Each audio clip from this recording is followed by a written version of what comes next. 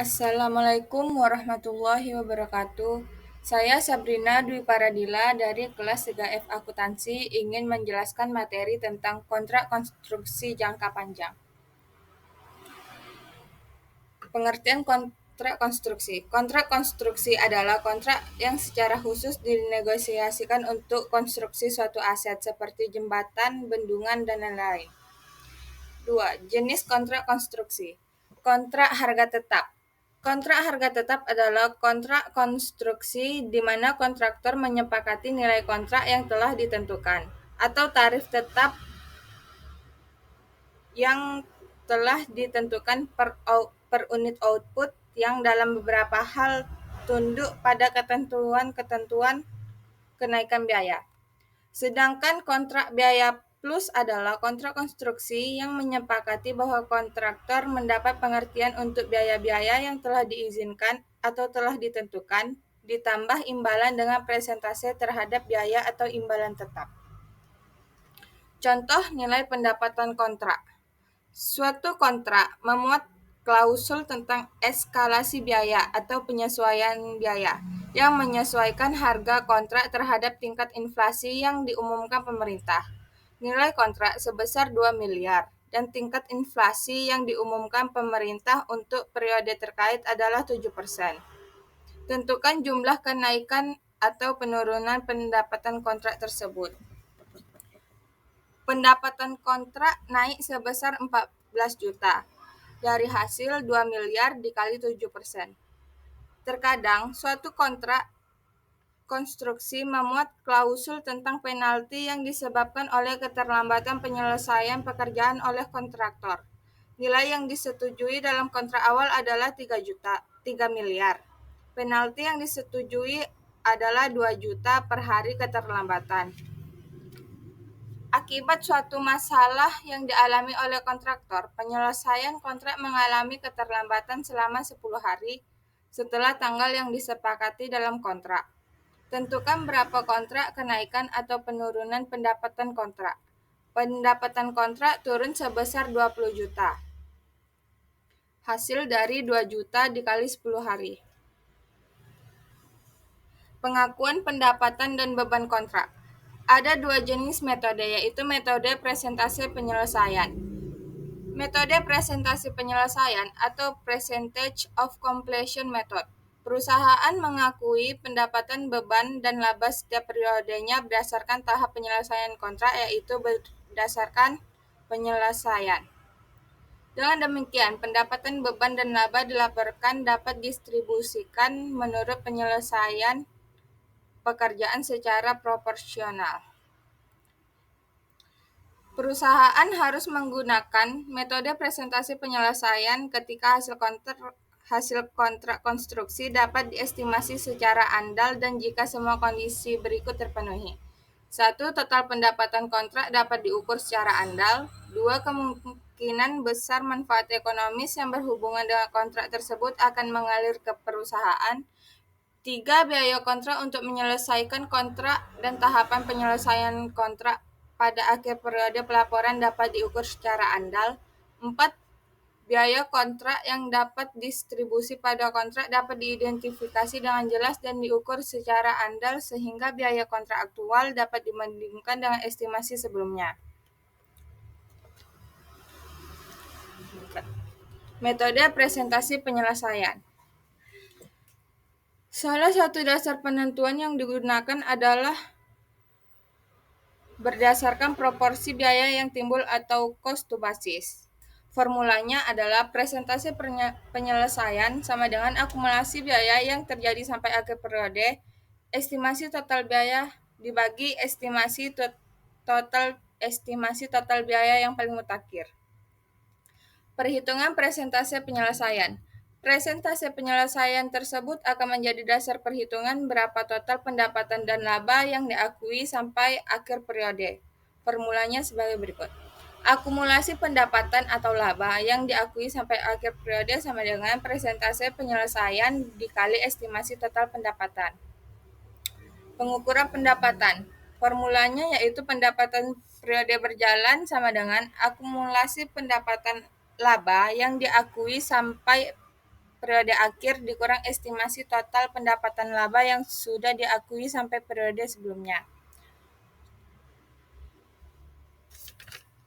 Contoh metode presentasi penyelesaian dengan perhitungan cost to cost basis. PT Buana Karya merupakan kontraktor yang berspesialisasi dalam pembangunan jalan. Saat ini mempunyai kontrak untuk membangun jalan senilai 18 miliar. Estimasi biaya kontrak adalah 16 miliar. Periode pekerjaan akan memakan waktu selama 3 tahun pada akhir tahun kedua. Estimasi biaya kontrak meningkat dari 16 miliar menjadi total 16 miliar 200 juta. Data-data lainnya adalah sebagai berikut. Biaya kontrak yang terjadi pada tahun pertama yaitu 4 miliar, tahun kedua 11 miliar 664 juta, tahun ketiga 16 miliar 200 juta. Biaya kontrak untuk menyelesaikan tahun pertama 12 miliar, tahun kedua 4 miliar 536 juta, tahun ketiga tidak ada. Tagihan termin. Tahun pertama 3 miliar 600 juta, tahun kedua 9 miliar 600 juta, tahun ketiga 4 miliar 300 juta. Penerimaan kas pada tahun pertama 3 miliar, tahun kedua 7 miliar, tahun ketiga 8 miliar. Perhitungan tahap penyelesaian pekerjaan konstruksi menggunakan proporsi biaya terhadap total estimas biasa paling mutakhir, yaitu harga kontrak untuk mencari estimasi laba kotor, yaitu harga kontrak dikurang estimasi total biaya kontrak, yaitu tahun pertama 18 miliar dikurang 16 miliar, estimasi laba kotornya yaitu 2 miliar. Tahun kedua 18 miliar dikurang 16 miliar 200 juta, yaitu 1 miliar 800 juta. Tahun ketiga 18 miliar dikurang 16 miliar 200 juta sama dengan 1 miliar 800 juta. Dengan presentase penyelesaian 25% untuk tahun pertama, tahun kedua 72%, tahun ketiga 100%. Berdasarkan perhitungan pada tabel di atas, maka perusahaan dapat mencatat transaksi sepanjang periode berjalan dengan ringkasan jurnal sebagai berikut. 1. Untuk mencatat biaya konstruksi, pekerjaan dalam proses itu didebit, material kas, utang, dan lainnya itu dikredit. Pada tahun pertama, pekerjaan dalam prosesnya yaitu 4 juta dikredit, material kas utang lainnya itu dikredit sebesar 4 juta juga. Tahun kedua, pekerjaan dalam prosesnya 7.664.000 itu didebit, material kas utang lainnya 7.664.000 itu dikredit. Pada tahun ketiga 4.536.000 itu didebit dan 4.536.000 itu dikredit. Untuk mencatat tagihan termin piutang usaha itu didebit dan terminnya dikredit. Untuk tahun pertama sebesar 3.600.000 didebit dan terminnya 3.600.000 itu dikredit. Untuk tahun kedua piutang usahanya 9.600.000 itu debit, terminnya 9.600.000 itu dikredit. Untuk tahun ketiga piutang usahanya 4.800.000 itu didebit, 4 juta untuk terminnya 4.800.000 itu dikredit. Yang ketiga, untuk mencatat penerimaan tagihan itu ada kas dan piutang usaha. Kas didebit dan piutang usaha dikredit. Kas pada tahun pertama yaitu sebesar 3 juta dikredit dan piutang usaha sebesar 3 juta dikredit. Untuk tahun kedua sebesar 7 juta dikredit dan piutang usaha sebesar 7 juta dikredit. Untuk tahun ketiga kasnya didebit sebesar 8 juta dan piutang usahanya sebesar 8 juta itu dikredit. Selanjutnya, estimasi pendapatan, beban, dan laba yang diakui PT Buana Karya. Pada tahun pertama, pendapatan 18 miliar dikali 25% sama dengan 4 miliar 500 juta. Untuk beban, yaitu sebesar 4 miliar. Dan hasil laba kotornya 500 juta. Untuk tahun kedua, pendapatan sebesar 18 miliar dikali 72%, hasilnya 12 miliar 960 ribu. Dengan beban sebesar 11 miliar 664 ribu juta. Untuk hasil laba kotornya yaitu sebesar 1 miliar 296 juta. Untuk tahun ketiga, pendapatannya sebesar 18 juta dikali 100% sama dengan 18 miliar dan beban sebesar 16 miliar 200 juta. Untuk hasil laba kotornya yaitu sebesar 1 miliar 800 juta. Untuk jurnal pengakuan pendapatan, beban, dan laba adalah sebagai berikut.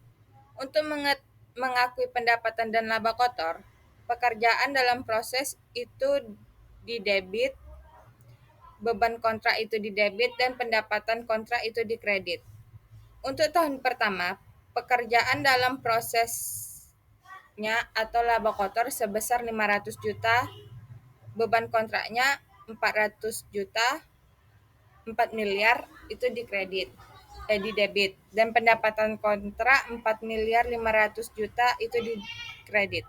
Untuk tahun kedua, 796 juta pekerjaan dalam prosesnya atau laba kotor, beban kontraknya sebesar 7 miliar 664 juta itu didebit, dan pendapatan kontrak sebesar 8 miliar 460 juta itu dikredit. Untuk tahun ketiga, 504 juta itu pekerjaan dalam proses atau laba kotornya, sedangkan beban kontraknya 4 miliar 536 juta, dan pendapatan kontrak yang dikredit itu sebesar 5 miliar 40 juta. Untuk mengakui penyelesaian kontraknya, termin itu didebit dan pekerjaan dalam proses itu dikredit. Terminnya sebesar 18 juta dan pekerjaan dalam prosesnya sebesar 18 juta juga. Mutasi akun pekerjaan dalam prosesnya. Untuk tahun pertama, biaya konstruksinya sebesar 4 miliar, laba yang diakuinya sebesar 500 juta. Untuk tahun kedua, biaya konstruksinya 7 miliar 664 juta. Untuk laba yang diakui tahun kedua yaitu sebesar 796 juta. Untuk tahun ketiga, biaya konstruksinya sebesar 4 miliar 536 juta dan laba yang diakui 504 juta. Jadi totalnya 18 miliar. Untuk menutup proyek yang sudah selesai itu 18 miliar, totalnya juga 18 miliar. Laporan laba rugi dan posisi keuangan. Untuk pendapatan kontrak tahun pertama yaitu sebesar 4 miliar 500 juta. Untuk tahun kedua itu 8 miliar 460 juta dan tahun ketiga 5 miliar 40 juta.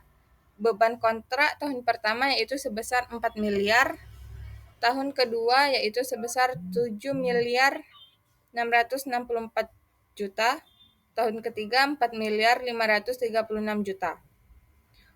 Dan hasil laba kotornya yaitu sebesar tahun pertama yaitu sebesar 500 juta, tahun kedua yaitu sebesar 796 juta, dan tahun ketiga itu 504 juta.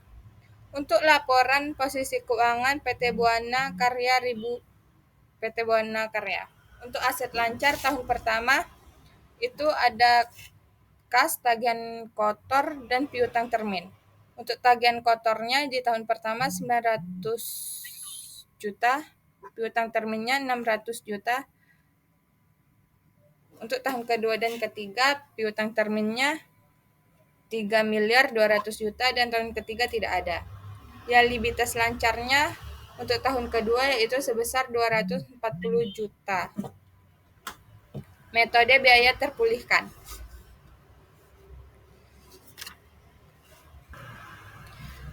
Jika kondisi untuk menggunakan metode presentasi penyelesaian tidak terpenuhi, maka perusahaan menggunakan metode biaya terpulihkan dalam mengakui pendapatan dan beban kontrak. Contoh pengakuan pendapatan dan beban dengan metode biaya terpulihkan. Dengan menggunakan ilustrasi yang sama pada PT Buana Karya, dengan asumsi perusahaan menggunakan metode biaya terpulihkan karena hasil pekerjaan kontrak tidak dapat diukur dengan andal, maka PT Buana Karya mengakui pendapatan hanya sebesar biaya yang terjadi yang diharapkan dapat terpulihkan. Setelah semua biaya kontrak diakui, maka perusahaan baru dapat mengakui laba. Jika demikian, maka PT Buana Karya akan melaporkan pendapatan dan beban selama tahun pertama sampai tahun ketiga seperti tabel berikut. Tahun pertama, pendapatannya sebesar 4 miliar, bebannya sebesar 4 miliar, dan laba kotornya tidak ada. Untuk tahun kedua, pendapatannya sebesar 11 miliar 664 juta, bebannya 11 miliar 664 juta, dan laba kotornya tidak ada. Tahun ketiga, pendapatan yaitu 18 miliar dikali 100% hasilnya 18 miliar. Dan untuk bebannya 16 miliar 200 juta. Dengan hasil laba kotor 1 miliar 800 juta. Untuk tabel akumulasi. Untuk diakui di periode lalu, tahun pertama itu tidak ada, tahun kedua itu pendapatannya 4 miliar, bebannya 4 miliar, dan hasil laba kotornya tidak ada. Untuk tahun ketiga, pendapatannya 11 miliar 664 juta, bebannya 11 miliar 664 juta, dan laba kotornya tidak ada. Untuk tabel diakui di periode berjalan, tahun pertama yaitu sebesar 4 miliar pendapatannya, bebannya sebesar 4 miliar, dan hasil laba kotornya tidak ada. Untuk tahun kedua, pendapatannya sebesar 7 miliar 664 juta, bebannya 7 miliar 664 juta, dan hasil laba kotornya tidak ada. Untuk tahun ketiga, pendapatannya sebesar 6 miliar 336 juta, bebannya 4 miliar 536 juta, dan hasil laba kotornya 1 miliar 800 juta. Jurnal untuk mengakui pendapatan dan beban kontrak selama periode adalah sebagai berikut. Untuk mengakui pendapatan dan beban terkait, yaitu pekerjaan dalam proses laba kotor, pekerjaan dalam proses atau laba kotor, beban kontrak atau pendapatan kontrak. Untuk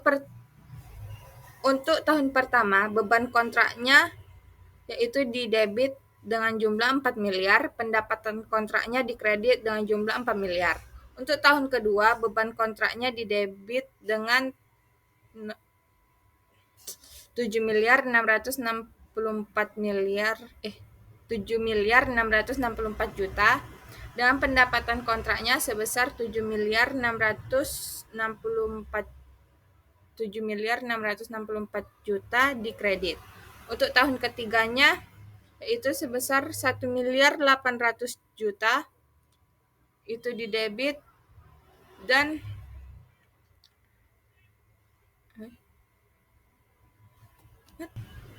beban kontraknya yaitu 4 miliar 536 juta, dan pendapatan kontrak yaitu sebesar 6 miliar 336 juta itu dikredit. Untuk mengakui penyelesaian kontrak, terdapat akun yaitu termin dan pekerjaan dalam proses. Terminnya didebit sebesar 18 miliar, dan pekerjaan dalam prosesnya sebesar 18 miliar itu dikredit. Seperti terlihat pada rangkuman jurnal di atas bahwa perusahaan tidak mengakui laba pada tahun pertama dan kedua.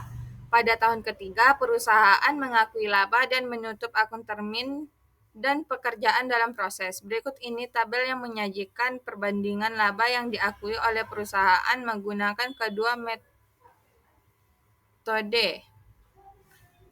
Tahun pertama presentase penyelesaiannya 500 miliar, biaya terpulihkannya 0. Tahun kedua presentase penyelesaiannya 796 miliar, biaya terpulihkannya 0. Dan tahun ketiga presentase penyelesaiannya 504 juta dan biaya terpulihkannya 1 miliar 800 juta. Sekian, terima kasih.